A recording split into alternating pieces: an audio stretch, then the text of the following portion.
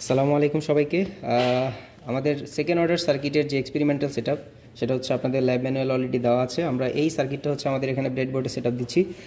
এইখানে আমাদের ইকুইপমেন্টের মধ্যে যেটা যেটা আছে সেটা হচ্ছে একটা 100K পট আছে, এরপর একটা আমরা ইন্ডাক্টর হিসাবে হচ্ছে ট্রান্সফরমারের উইন্ডিংয়ের ইন্ডাকটেন্সকে হচ্ছে আমরা ইউজ করেছি, আর ক্যাপাসিটার হিসাবে আছে হচ্ছে 0.47 মাইক্রোফ্যারাডে। দেন এই কনফিগারেশনটা হচ্ছে আমার আসলে একটা ইনভার্টিং অ্যাম্পলিফায়ার কনফিগারেশন। এইটাকেই আমরা আরেকটা হচ্ছে ইউনিটি গেইনের আরেকটা ইনভার্টিং অ্যাম্পলিফায়ার ইউজ করছি, যাতে হচ্ছে আমাদের মাইনাস মাইনাস এখানে হচ্ছে ওভারঅল আউটপুটটা হচ্ছে পজিটিভ আসে আর কি। তো এইখানে আসলে দুইটা অপ এম্প দেওয়া আছে এবং এই যে সেটআপটা দেওয়া সেটার সাথে ম্যাচ রেখে হচ্ছে এখানে ইকুইপমেন্টগুলো আসলে প্লেস করা আছে। আর আমাদের এখানে সোর্স হিসেবে অ্যানালগ ডিসকভারির সাথে আপনারা অলরেডি ইন্ট্রোডিউসড, এবং এটা দিয়ে আসলে কীভাবে একই সাথে হচ্ছে সিগন্যাল জেনারেটর এবং অসিলোস্কোপের কাজগুলো করে সেটা আপনারা জানেন। তো আমাদের এখানে সেটআপ দেওয়া আছে। আমরা যখন এই সেকেন্ড অর্ডার সার্কিটের রেসপন্স দেখবো, আমাদের ওভারঅল হচ্ছে 4 প্রকারের রেসপন্স অ্যাভেলেবেল। একটা হচ্ছে ক্রিটিক্যালি ড্যাম্পড, এরপর হচ্ছে over damped, under damped and হচ্ছে আনড্যাম্পড। সো আমরা আসলে এখানে যে সেটআপটা আমরা দিয়েছি, এই সেটআপ থেকে আমরা আসলে 3 ধরনের রেসপন্স আমরা দেখতে পারবো। একটা হচ্ছে ক্রিটিক্যালি ড্যাম্পড, এরপর হচ্ছে ওভার ড্যাম্পড অ্যান্ড হচ্ছে আন্ডার ড্যাম্পড। আনড্যাম্পড রেসপন্সটা আমরা এখান থেকে আসলে দেখতে পারবো না। এই রেসপন্সগুলো আসলে আমরা কিভাবে দেখতে যাচ্ছি, আমাদের এই সার্কিটে আমাদের হচ্ছে আমরা দেখতে পারতেছি যে এখানে আসলে ভ্যারিয়েবল আছে হচ্ছে একটা পট। এই পটটাকে যদি আমরা ভ্যারি করি তাহলে আসলে পটের ভ্যালুর উপরে আমাদের আপনারা অলরেডি জানেন যে ড্যাম্পিং রেশিও নামে আপনাদের একটা জিনিস বা একটা অবজেক্টের সাথে আপনাদের পরিচয় করানো হবে, ড্যাম্পিং রেশিও বা জিটা।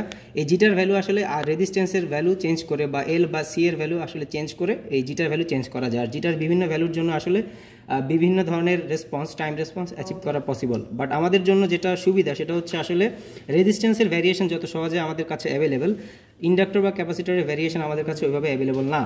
সো আমরা আসলে এই জন্য এই রেজিস্ট্যান্সের ভ্যারিয়েশনটাকে আমরা এখানে রাখছি। এই ভ্যারিয়েশনটা ইউজ করে আমরা আসলে আমাদের যত ধরনের রেসপন্স আমরা চাচ্ছি সেকেন্ড অর্ডার সার্কিটে পসিবল সেগুলো হচ্ছে আমরা দেখার চেষ্টা করব, এক্সেপ্ট আনড্যাম্পড রেসপন্স ছাড়া।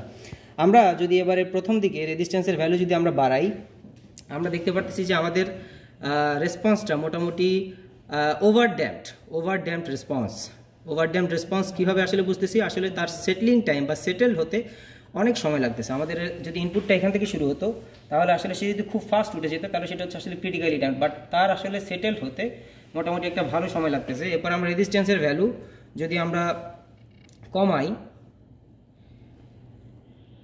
আমরা দেখতে পাচ্ছি যে আমাদের রেসপন্সটা আরও ফাস্টার হচ্ছে। তাহলে আমরা আসলে ওভার ড্যাম্প থেকে রেজিস্ট্যান্সের ভ্যালু আমি যত কমাচ্ছি, আমার এই টাইমটা বা আসলে আমাদের যে সেটলিং ভ্যালু যেটা সেই ভ্যালুতে আসলে সে আরও ফাস্ট রিচ করতেছে। আমরা যদি রেজিস্ট্যান্সের ভ্যালু আরও কমাই তাহলে আমরা দেখবো যে এবার আস্তে আস্তে আমাদের একটু পিকের মতো কিছু একটা দেখা যাচ্ছে। এই যে এখন আমরা যে রেসপন্সটা পেলাম, এই রেসপন্সটাকে আমরা বলি আসলে আন্ডার ড্যাম্পড রেসপন্স। এই রেসপন্সটা নিয়ে আসলে বেসিক্যালি আমরা আমাদের এই ল্যাবে ইন্টারেস্টেড।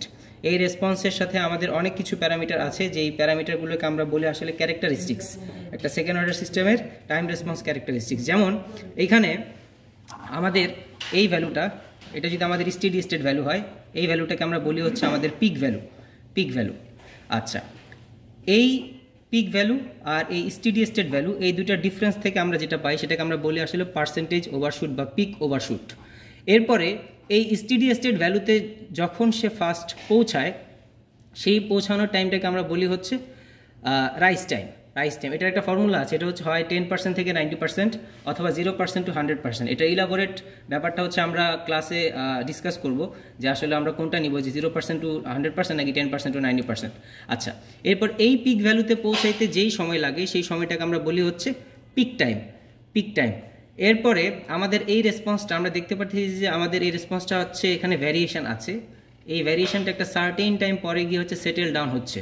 তো এইখানে আমাদের দুই ধরনের সেটলিং টাইম আসলে লাগবে। একটাকে আমরা বলবো রেসপন্স সেটলিং টাইম, আরেকটাকে আমরা বলবো হচ্ছে এনভেলপ সেটলিং টাইম। যেমন আমি যদি চোখের দেখায় দেখি এই রেসপন্সটা এখানে ভ্যারি করতে করতে চোখের দেখায় যদি আমি দেখি যে মোটামুটি হয়তো বলতে পারি যে এই একটা সময়ে গিয়ে সে সেটেল ডাউন হয়েছে, তাহলে এই পয়েন্টের কারেসপন্ডিং যে টাইমটা, সেই টাইমটাকে আমরা বলবো হচ্ছে রেসপন্স সেটলিং টাইম। আর আরেকটা সেটলিং টাইম আমাদের আছে, সেটাকে আমরা বলি হচ্ছে এনভেলপ সেটলিং টাইম। এটার জন্য আমাদের দুই ধরনের ক্রাইটেরিয়া আছে। একটা হচ্ছে আমাদের 2% ক্রাইটেরিয়া, আর আরেকটাকে আমরা বলি হচ্ছে 5% ক্রাইটেরিয়া। 2% মানে কি? 2% মানে হচ্ছে আমাদের যে স্টেডি স্টেট ভ্যালু যেটা, সেটার প্লাস মাইনাস 2% হচ্ছে আমরা অ্যাড করবো। সাপোজ আমার যদি এখানে স্টেডি স্টেট ভ্যালু হয় হচ্ছে 1, এই 1 এর প্লাস 2% হবে হচ্ছে 1.02 আর মাইনাস 2% হবে হচ্ছে 0.98। তাহলে আমি এইখানে মোটামুটি যদি আমরা জাস্ট একটু আরবিট্রারিলি ভাবে আমরা একটু দেখি, ধরেন যে হচ্ছে আমার এটা হচ্ছে আমরা ধরলাম এটাকে 1, যদি এটা 1 এ নেই একটু নিচে আসে, তো আমরা এটা জাস্ট বোঝার সুবিধার্থে আমরা ধরলাম যে এটা হচ্ছে আমাদের 2%-এর জন্য। আমরা দেখতেছি যে 2%-এর জন্য এই ভ্যালুর সাথে প্লাস 2% করলে উপরের রেড লাইনটা আসবে, এই ব্লু ভ্যালুর সাথে মাইনাস 2% করলে নিচের রেড লাইনটা আসবে। তাহলে এটা হচ্ছে আমাদের একটা এনভেলপের মতো হয়ে গেছে। আমাদের এনভেলপ সেটিং টাইমটা আমরা এখন কীভাবে বের করব? এই যে রেসপন্সটা আসতেছে সেই এনভেলপের মধ্যে একবার রিচ করছে, দেন এনভেলপ থেকে আবার বের হয়ে গেছে, আবার সে হচ্ছে রিচ করছে, আবার বের হয়ে গেছে। তাহলে কোন ভ্যালুটা আসলে এনভেলপ সেটলিং টাইম? মানে সে এনভেলপের মধ্যে একবার রিচ করার পরে আর এনভেলপ থেকে বের হয় নাই। এখানে সে রিচ করছে, এখানে বের হয়ে গেছে, এখানে রিচ করছে, আবার এখানে বের হয়ে গেছে, দেন এইখানে যখন সে একবার রিচ করছে এরপরে সে আর হচ্ছে এনভেলপ থেকে আর বের হয় নাই। তার মানে এই পয়েন্টের কারেসপন্ডিং যেই টাইমটা, সেই টাইমটাকে আমরা বলবো হচ্ছে এনভেলপ সেটলিং টাইম।